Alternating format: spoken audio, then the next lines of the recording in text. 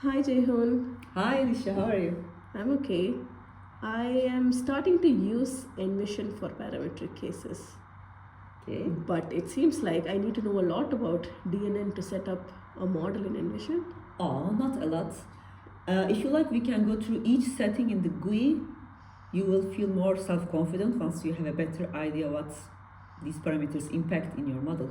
Yeah, let's do that. Because even if I can decide to increase the DNN accuracy, I don't know how to pick how many DNNs. Okay. Let's go in order and still touch the DNN accuracy item here at once. Okay. Let me show on the screen the GUI. In this section, you have options from 1 to 5. Okay. Yeah. 5 representing the highest accuracy.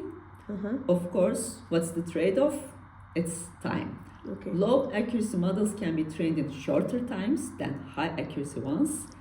And we put the default setting at 3, a balanced trade-off between the time you spend on training and accuracy of your final model. But what if I don't have enough training data? Can I still improve the model accuracy by setting DNN accuracy to 5? As a matter of fact, yes. Okay. If we look at it from the opposite side, if your model is not improving even when you push the DNN accuracy to 5, that means neural network learned everything from your data set, no more information can be extracted. That happens when the design space coverage is very strong with your data set, but you should still pay attention to your bounds. It never means that you can extrapolate on a model. But how do I know the bounds of my model? They are reported in the data validation tab. Let me show. Look at these values. These are your upper and lower bounds for your whole data sets. Okay. That's clear. The next question I have is about the number of DNNs. I have no clue. Okay. Most of the time, nobody has any clue. Makes me feel better. Best is going with the default value. Number of DNNs within a block in nvisionROM is perfect example for that. When you don't have an idea, you go with the default.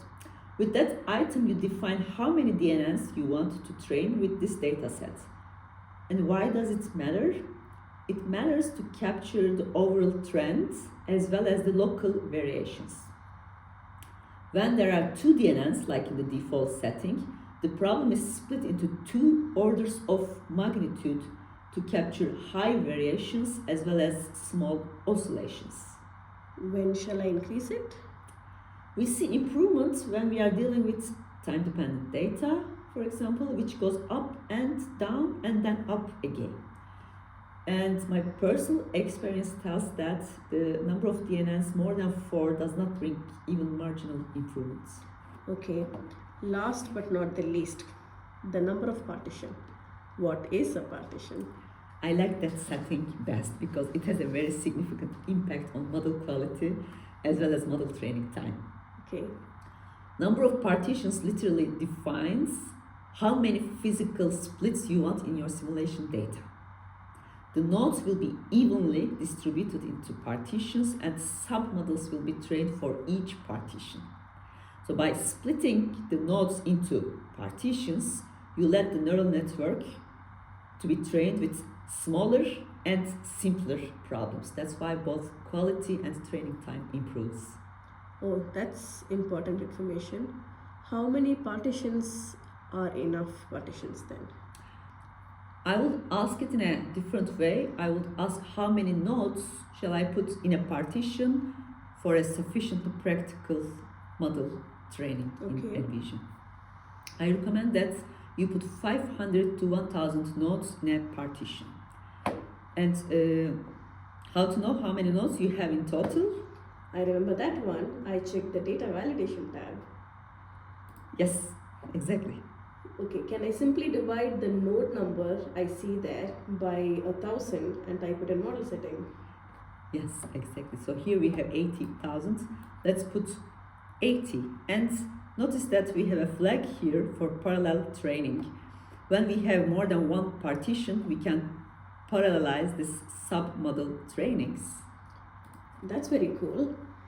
Okay, the next question is, if I have outputs with different number of nodes. Yeah, so you are worried which one I have to divide. Yeah, Yes. that's why I mentioned a safe range, 500 to 1000. So try to achieve that range for each of your outputs. Okay, Jehan, thank you. I'm going to go try this and I will be back with more questions. Okay, let me know. Bye.